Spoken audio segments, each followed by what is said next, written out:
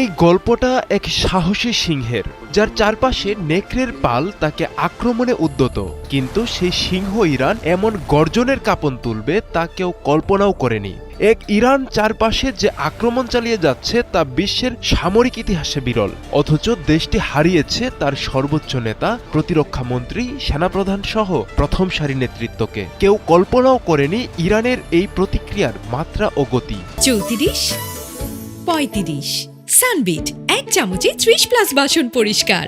America দীর্ঘদিন ধরে উপসাগরীয় অঞ্চলে সামরিক আধিপত্য বজায় রেখেছে, কিন্তু যদি ইরান একাধিক ফ্রন্টে একযোগে চাপ সৃষ্টি করে তাহলে মার্কিন প্রতিরক্ষা ব্যবস্থা ভেঙে পড়বে। আঞ্চলিক মিত্রদের নিরাপত্তা নিশ্চিত করাই তখন বড় চ্যালেঞ্জ হয়ে দাঁড়াবে।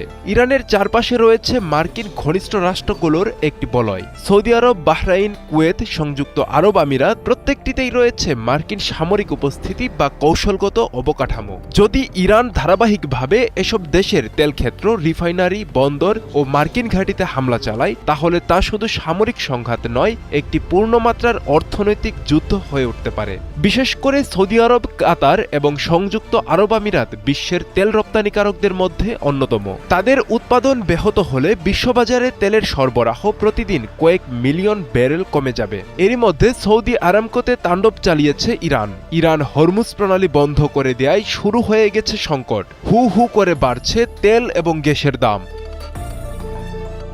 মধ্যপ্রাচ্য বিশ্বের প্রায় 1/3 জ্বালানি সরবরাহ নিয়ন্ত্রণ করে। যদি সংঘাত অব্যাহত থাকে, ব্র্যান্ড ক্রুডের দাম দ্রুত $100 থেকে $150 ছুবে। বাড়বে পরিবহন খরচ, ঝুঁকি বাড়বে জাহাজ চলাচলে, আকাশ ছোঁয়া হবে বিমা প্রিমিয়াম। ইউরোপ ইতোমধ্যে জ্বালানি সংকটে নাজুক।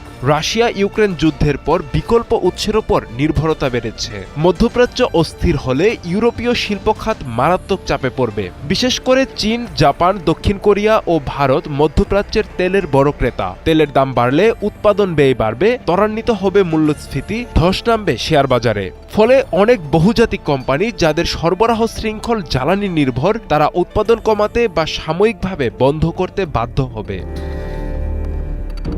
ইরানের তাণ্ডব যদি অব্যাহত থাকে তাহলে বৈশ্বিক তেল বাজারে অস্থিরতা দীর্ঘস্থায়ী হবে। বিশ্বব্যাপী বাড়বে মূল্যস্ফীতি, বড় পতন দেখা দিতে পারে স্টক মার্কেটে, গভীরতর হবে বিশ্ব অর্থনীতিতে মন্দা।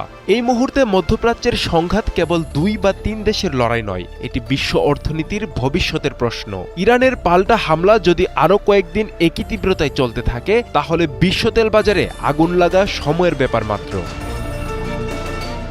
আব্দুল্লাহ আল মারুফ, 71।